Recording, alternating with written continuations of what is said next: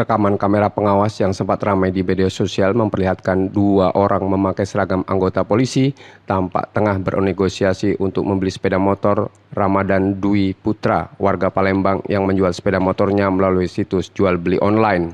Ternyata dua orang itu merupakan kawanan pencuri sepeda motor dengan berpura-pura menjadi anggota polisi untuk memperdaya korban. Peristiwa ini terjadi di rumah korban kawasan Sialang, Kecamatan Sako, Palembang.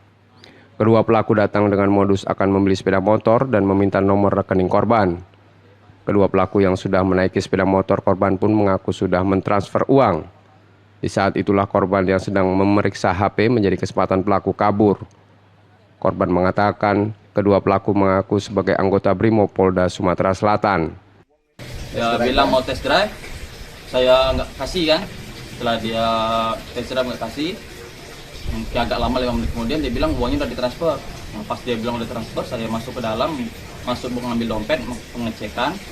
Pas ada pengecekan, nggak sampai 20 detik mungkin ya, dia langsung lari. Setelah saya lari, saya kejar nggak ketemu lagi bawa motor. Kejadian yang menimpa korban ini sudah dilaporkannya ke Polrestabes Palembang. Muklas Diferensial, Kompas TV Palembang, Sumatera Selatan.